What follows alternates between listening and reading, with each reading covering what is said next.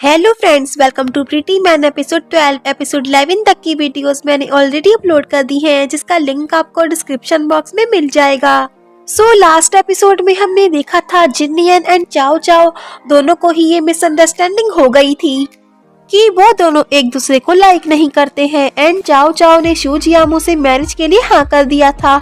तो आगे वो काफी रोती है एंड कहती है, अगर 4 साल पहले मैंने तुमसे कन्फेस कर दिया होता कि मैं तुम्हें लाइक करती हूँ तो शायद आज सिचुएशन ऐसी नहीं होती।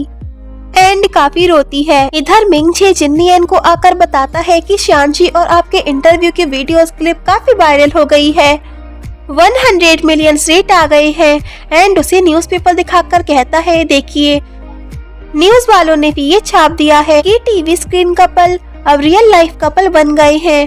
तो जब जिन्नियन उस न्यूज़पेपर को देखता है तो उसमें वो अपनी और शानची की न्यूज नहीं, इनफैक्ट उसकी नजर उस न्यूज पे जाती है कि बिजनेस पार्टनर्स अब इन लॉस बन रहे हैं, मतलब कि शू जियामू एंड चाओ चाओ की मैरिज न्यूज, जिसे देखकर जिन्नियन को शॉक लगता है एंड वो मिंगछे से कहता है, इसे दूर ले जाओ।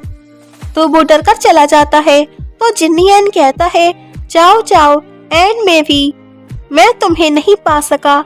इधर शू जियामू भी उस न्यूज को देखकर हैनरू से कहता है, आपने मुझसे बिना पूछे ये न्यूज स्प्रेड क्यों की? तो ये न्यूज उसकी मॉम ने स्प्रेड की होती है एंड न्यूज़पेपर फेंक के गुस्से से चला जाता है। तो उसकी मेड उससे कहती है, शू जियामू अरेंज मैरिज नहीं चाहता है। तो वो कहती है, अब तो ये न्यूज स्प्रेड हो चुकी है, अब हमें उन दोनों की शादी करानी ही होगी। इधर शानची भी जब ये न्यूज देखती है तो उसे भी बुरा लगता है। आगे इस ड्रामा में 3 साल का लीव फिर आ जाता है एंड आगे चाओ चाओ उसी कैफेटेरिया आती है जहां वो जिन्नियन से फर्स्ट टाइम मिली थी एंड जिन्नियन को याद करते हुए कहती है, जिस पर्सन को मैंने 7 सालों से लाइक किया है वो मुझसे उतना ही दूर पे दूर होता गया है। उसने इतने सालों में कई ट्रॉफी जीती है और ज्यादा डेज़लिंग होता गया एंड वो लीड कल्चर मीडिया का सीईओ बन गया एंड मैंने उसके लिए शैन ही मीडिया ज्वाइन की एंड अपने नेम चाओ चाओ को चाओ ई में चेंज किया ताकि उसे कभी पता ना चले कि मैं छोटे छोटे रोल करती हूँ। मैंग मैंग मेरी मैनेजर बन गई, उसकी विश भी पूरी हो गई। टाइम के साथ साथ सब कुछ चेंज हो गया है, लेकिन मैं तुम्हें अब भी लाइक करती हूँ एंड हमेशा ही तुम्हें लाइक करूंगी। इधर शू जियामू हैन कंपनी का ओनर बन गया होता है एंड एक बिजनेस मीटिंग के लिए आया होता है। तो वहाँ उसके कॉलीग्स शानची को इंट्रोड्यूस कराते हैं, जिसे देखकर वो दोनों फिर से शॉक होते हैं एंड दूसरों के सामने ये शो करते हैं कि वो दोनों एक दूसरे से फर्स्ट टाइम मिल रहे हैं। शू जियामू का पार्टनर शानची से कहता है, हमारी मूवी हिट हो जाएगी जिसके लिए हम $50 मिलियन इन्वेस्ट कर रहे हैं और तुम हमारी मूवी की मेन लीड बनोगी। तो जो शानची का सीईओ होता है वो पैसों के लिए उसे इस डील के लिए लाया होता है एंड वो शानची को बार बार ड्रिंक देता है एंड उसे टच भी करता है। तो शू जियामू ये देखकर काफी एंग्री होता है एंड वो शानची से उसकी ड्रिंक छीन रहा होता है, लेकिन वो उसे लेने नहीं देती एंड पी लेती है, लेकिन उसकी हालत भी खराब होने लगती है एंड आगे वो वॉशरूम चली जाती है। तो शू जियामू भी उसके पीछे चला जाता है एंड लेडीज वॉशरूम में आ जाता है। तो शानची उससे कहती है, ये एक लेडीज वॉशरूम है, तुम यहाँ क्या कर रही हो? तो वो कहता है, प्रिटेंड मत करो जैसे तुम्हें कुछ नहीं पता है, तुम्हारे पास मनी है इसलिए तुमने मुझे छोड़ दिया। तो वो कहती है, मैं तुमसे कुछ डिस्कस नहीं करना चाहती। तो वो कहता है, मैं तुमसे पास्ट के बारे में नहीं पूछ रहा हूँ, लेकिन अब ये सब क्या है? तुम उस मैन को ड्रिंक के लिए कंपनी दे रही हो, तुम पैसों के लिए कितने मैन्स को चूज करोगी? तुम्हें कितने पैसे चाहिए तुम मुझे बोलो, मैं तुम्हें दूंगा। तो वो कहती है, मैं किसी से मनी नहीं लेना चाहती। तो वो कहता है, तुम एक सेलिब्रिटी बनने के लिए अपनी बॉडी को सेल कर रही हो, मेरे पास सबसे ज्यादा मनी है, मैं दूसरों से ज्यादा हैंडसम हूँ। तो वो कहती है, अगर तुम रिच हो तो तुम्हारे पास दूसरों की इंसल्ट करने का राइट नहीं है। तो शू जियामू कहता है, क्या तुमने अपने स्टेटस को चेंज करने के लिए अपनी बॉडी का यूज नहीं किया? अब मुझे पता चल गया है कि तुम मुझे छोड़कर क्यों गई थी, क्योंकि तुम्हें मुझसे भी ज्यादा रिचेस्ट मैन मिले थे तो वो कहती है तुम्हारा इससे कोई लेना देना नहीं है, तुम खुद को रिच कहते हो लेकिन तुम अपने मॉम डैड की मनी के बिना कुछ नहीं हो।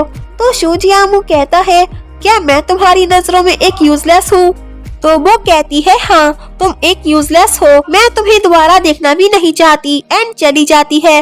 तो शू जियामू को काफी बुरा लग जाता है एंड आगे वो बाहर आती है तो उसका सीईओ वेट कर रहा होता है एंड वो उससे कहती है काफी लेट हो गया है, मैं जा रही हूँ। कि तभी शू जियामू भी बाहर आ जाता है एंड वो उन्हें देखता है तो उसका सीईओ उसे टच कर रहा होता है तो वो उसका हाथ पकड़ के हटा ही रही होती है, लेकिन जैसे ही उसकी नजर शू जियामू पे पड़ती है वो ऐसा नहीं करती एंड टॉलरेट करती रहती है। तो शू जियामू चिढ़कर चला जाता है एंड उसके जाते ही वो उसका हाथ हटाकर कहती है मैं तुम्हारे साथ काम नहीं करना चाहती एंड चली जाती है। एंड जैसे ही बाहर आती है शू जियामू ड्रिंक कर रहा होता है एंड कहती है सॉरी शू जियामू, मैं तुम्हारी सैडनेस की रिस्पॉन्सिबल हूँ एंड रोते हुए चली जाती है। देन आगे शू जियामू भी ड्रिंक करता हुआ रोड पर आ जाता है एंड गाड़ी हॉर्न बजाती हुई आ रही होती है, लेकिन वो नशे में होता है एंड नहीं हट पाता कि वो गाड़ी आती है एंड उससे टकरा जाती है एंड उसका एक्सीडेंट हो जाता है एंड काफी बुरा एक्सीडेंट हुआ होता है। देन आगे हम देखते हैं उसे हॉस्पिटल में लाया जाता है एंड उसके मॉम डैड भी आते हैं एंड हैंड्रू की हालत उसे देखकर काफी खराब हो जाती है। उसे ऑपरेशन रूम में रखा जाता है। आगे डॉक्टर आकर बताते हैं उसकी कंडीशन काफी क्रिटिकल है तो वो रिक्वेस्ट करती है कि उसे सेव कर लीजिए। तो डॉक्टर कहते हैं उसे ऑब्जर्व किया जाएगा एंड चले जाते हैं। देन आगे डॉक्टर आकर फिर बताते हैं कि आपका बेटा वेजिटेटिव स्टेट में चला गया है, मतलब कि एक डीप कोमा में। तो हैंड्रू कहती है कैसे, ऐसा नहीं हो सकता, वो कोमा में नहीं जा सकता। तो डॉक्टर कहते हैं इसका मतलब ये नहीं है कि ये हमेशा कोमा में ही रहेगा, शायद 10 इयर्स तक का भी कोमा हो सकता है, आपको इसी हॉस्पिटल में ही रेस्ट करने के लिए रखना होगा। तो हैंड्रू की हालत ये सुनकर काफी बुरी हो जाती है एंड रोने लग जाती है। देन आगे चाओ चाओ की फैमिली भी वहाँ आ जाती है एंड उसके अंकल आंटी कहते हैं शू जियामू के कार एक्सीडेंट के बारे में हमें टीवी न्यूज से पता चला है एंड वो एक डीप कोमा में चला गया है, अगर उसका ट्रीटमेंट यहाँ नहीं हो पाए तो उसे अब्रॉड भेज देना। तो वो उसके सामने ये प्रिटेंड करती है कि शू जियामू को बस छोटी सी इंजरीज हुई हैं, वो जल्दी ठीक हो जाएगा ताकि ये बात मीडिया में ना जाए एंड कहती है न्यूज पर बिलीव मत करो, वो सब फेक र्यूमर्स हैं एंड उन लोगों को वापस जाने को बोलती है कि आप परेशान मत होइए, आप जाकर रेस्ट करिए। तो वो लोग चले जाते हैं। तो हैंड्रू अपने हस्बैंड से कहती है शू जियामू को हम इस हॉस्पिटल में नहीं रख सकते, इसका ट्रांसफर दूसरे हॉस्पिटल में करो। तो वो कहते हैं ओके। इधर शू जियामू के एक्सीडेंट के बारे में जिन लियन को भी न्यूज से पता चलता है एंड वो भागकर उसे देखने के लिए निकल जाता है। देन आगे हम देखते हैं शियांशी को भी शू जियामू के एक्सीडेंट के बारे में पता चल गया था तो वो भी उसकी हॉस्पिटल आ जाती है एंड तभी जिन लियन भी आ जाता है एंड शू जियामू के बारे में पूछती है तो उसे रिसेप्शन से पता चलता है कि उसका ट्रांसफर कर दिया गया है, तुम उसके बारे में उसकी फैमिली से पूछो। तो जिन लियन भी ये सुनकर वापस चला जाता है तो शियांशी भी वापस चली जाती है। इधर उसके मॉम डैड ने भी उसे दूसरे हॉस्पिटल में शिफ्ट कर दिया होता है कि तभी उनकी कंपनी का सेक्रेटरी आकर बताता है कि जैसे ही ये न्यूज स्प्रेड हुई है कि शू जियामू कोमा में है, हमारे बिजनेस पार्टनर्स ने अपनी अपनी अपॉर्चुनिटीज वापस ले ली हैं। ये न्यूज स्प्रेड हो गई है कि शू जियामू की लाइफ को खतरा है एंड इस न्यूज की वजह से हमारी कंपनी के स्टॉक्स 8% गिर गए हैं, सारे शेयर होल्डर्स आपसे मिलना चाहते हैं। तो हैंड्रू उससे कहती है सारे शेयर होल्डर से जाकर इन्फॉर्म कर दो कि कल हम एक जनरल मीटिंग करेंगे। तो वो कहता है ओके एंड चला जाता है। तो शू जियामू के डैड कहते हैं हमारी कंपनी रिस्क में है। तो हैंड्रू कहती है हमें चाओ चाओ की कंपनी की नीड है, वही हमारी कंपनी में इन्वेस्ट करके हमारी कंपनी को बचा सकती है, हमारे पास बस एक ही सॉल्यूशन है। तो उसकी डैड पूछते हैं कैसा सॉल्यूशन? तो वो कहती है मैरिज, जाओ फैमिली ने हमारी फैमिली से मैरिज एग्रीमेंट किया है। तो वो कहते हैं तुम ये क्या नॉनसेंस कह रही हो, शू जियामू कोमा में है, वो मैरिज कैसे कर सकता है? तो वो कहती है मेरे पास एक रिस्की सॉल्यूशन है, तो उसकी डैड उसे शक की नजरों से देखने लगते हैं। इधर शियांशी उसी बीच पर आती है एंड तभी उसकी फोन पे एक नोटिफिकेशन आती है जिसे देखकर वो काफी खुश हो जाती है। इधर मिंगछे भागता हुआ आता है जिन नियन को ये न्यूज बताने कि शू जियामू को होश आ गया है। तो शियांशी की फोन में भी यही नोटिफिकेशन आई थी कि शू जियामू को होश आ गया है, जिसे देखकर वो काफी खुश हो गई थी। ये एक फेक न्यूज होती है जो हैंड्रू ने स्प्रेड की होती है अपनी कंपनी को बचाने के लिए। एंड शू जियामू कोमा में ही होता है एंड उसे होश इतनी जल्दी आने वाला भी नहीं है। शू जियामू की डैड उससे पूछते हैं तुमने ऐसा क्यों किया, तो वो कहती है कंपनी के लिए। कि तभी उनके सेक्रेटरी की कॉल फिर से आती है जो बताता है कि शेयर होल्डर्स कह रहे हैं ये कार एक्सीडेंट काफी डेंजर था, उसे होश इतनी जल्दी नहीं आ सकता, ये एक फेक न्यूज है। तो वो कहते हैं मैं बाद में हैंडल करता हूँ एंड फोन कट कर देते हैं। और हैंड्रू से कहते हैं देखा शेयर होल्डर्स हमें ब्लेम देंगे, अब हम क्या करेंगे। तो वो कहती है वीकेंड के 2 डेज रह गए हैं जिसमें शेयर मार्केट क्लोज हो जाएगी एंड हमारे स्टॉक्स नहीं गिरेंगे। देन हम नेक्स्ट मंडे कुछ ऐसा अनाउंस करेंगे जिससे सिचुएशन स्टेबलाइज हो जाएगी। तो वो पूछते हैं तुम क्या अनाउंस करने वाली हो, तो वो कहती है चाओ चाओ एंड शू जियामू की मैरिज। तो वो कहते हैं अगर चाओ चाओ की फैमिली एग्री हो गई तो क्या तुम शू जियामू को कोमा से बाहर ला सकती हो। तो वो कहती है हमें किसी ऐसे पर्सन को ढूंढना है जो शू जियामू बनने का प्रिटेंड करे एंड प्रॉब्लम सॉल्व।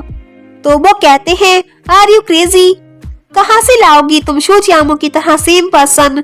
तो वो कहती है पब्लिक ने शू जियामू का इंजर्ड फेस देखा है, उन्होंने उसका पूरा फेस नहीं देखा है, हम पब्लिक में इस रीजन को जस्टिफाई कर सकते हैं। तो वो कहते हैं नहीं ऐसा मत करो, हम दुनिया वालों से झूठ नहीं बोल सकते। क्या तुम्हें लगता है जो पर्सन शू जियामू बनने का प्रिटेंड करेगा वो हमारे साथ विट्रे नहीं करेगा।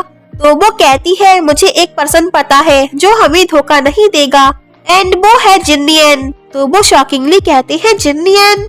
तो वो कहती है हाँ वो शू जियामू से काफी मिलता जुलता है, उसकी हाइट, उसका वेट, उसके लुक्स काफी सेम है। तो वो कहते हैं लेकिन जिन्नियन इसके लिए एग्री नहीं होगा। तो वो कहती है क्यों, वो ऐसा क्यों नहीं करेगा, उसे मैं कन्विंस करूंगी एंड पहले चाओ चाओ से बात करूंगी। देन आगे वो चाओ चाओ को पूरी बात बता देती है एंड उसके डबल रोल से शादी करने को कहती है। तो चाओ चाओ कहती है आप मुझे एक फेक शू जियामू से मैरिज करने को कह रही हैं, मैं ऐसा कैसे कर सकती हूँ, मैं एक अननोन पर्सन से मैरी नहीं कर सकती। तो वो कहती है तुम उसे जानती हो, वो जिन्नियन है। तो चाओ चाओ ये सुनकर शॉक होकर कहती है जिन्नियन, लेकिन जिन्नियन क्यों। तो वो उसे बताती है क्योंकि शू जियामू एंड जिन्नियन स्टेप ब्रदर है, जिसे सुनकर चाओ चाओ शॉक रह जाती है एंड यही एपिसोड एंड हो जाता है। If you like this video, please like, share and comment, and yeah, don't forget press the bell icon. So thanks for watching this video. Bye bye and take care.